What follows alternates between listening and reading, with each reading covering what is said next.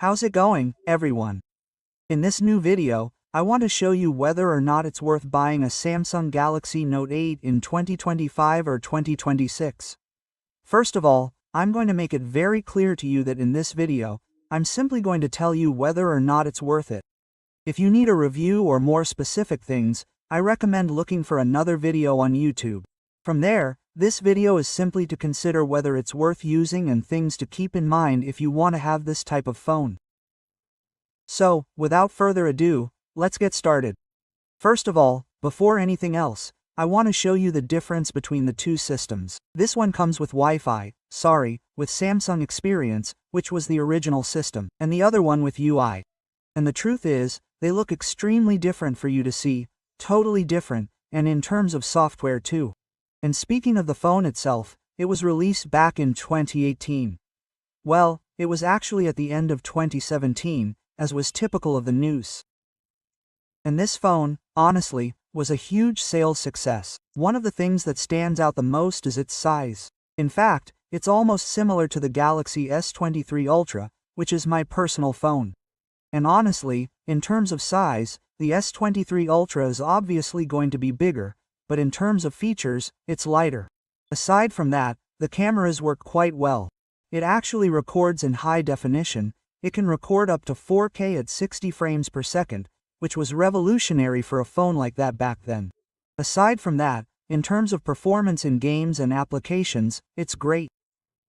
As you can see, I have several applications installed: TikTok, Bancolombia, Nequi, and honestly, in terms of these types of things, it works quite well.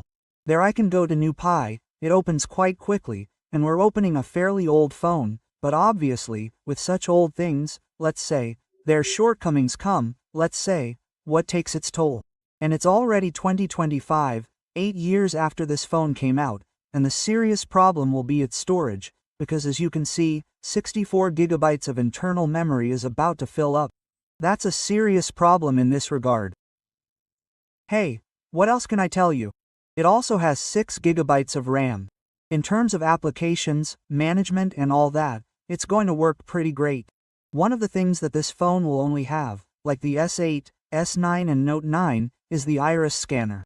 For those who don't know what that is, it's practically the Face ID of the iPhone.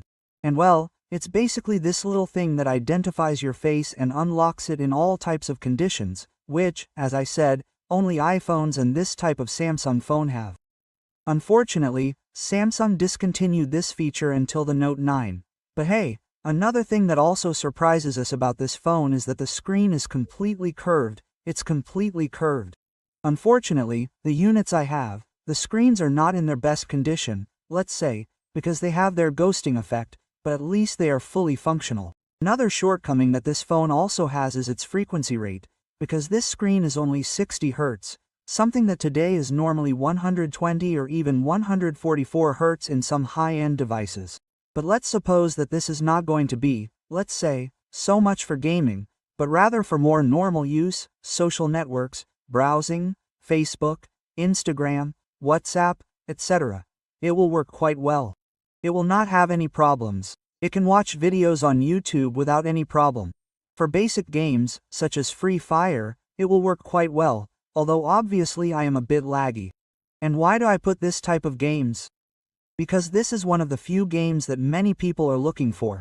For example, if it works for Free Fire, it can be used for anything, and yes, it can. What you should keep in mind is that you shouldn't expect spectacular performance, so well, in terms of gaming, it will hold up quite well, and fairly basic games like Subway Surfers and all those things like that will work fine. Most of the applications are fully functional. You can look on the Play Store, and what will stand out the most, let's say, is, as I said, in terms of security, because of the iris scanner, things that you should keep in mind if you want to buy this phone, and that is, among them, the condition of the phone. It will be very difficult to find it in perfect condition, and you have to check very well, that it doesn't have the ghost screen effect, or that it's not broken, or that other things are failing, but well, that will be subjective. The other problem is that the front camera is good, but it's not on another level. It records well, but it has its shortcomings because, as I said, it doesn't do very well. Well, it looks like a fairly old phone, but it holds up. The other problem will be its internal storage. As you can see, it only has 64 gigabytes, even though there are 32 gigabytes versions. If you can get the 128 gigabytes version, that's much better, but you'll usually find it in 32 or 64 gigabytes. Otherwise, I have nothing else to say. It feels like a pretty premium phone and it's worth buying.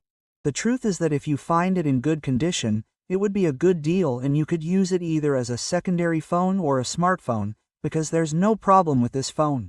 And if you're looking for a phone for personal use, that wouldn't be a problem either, considering that storage is limited.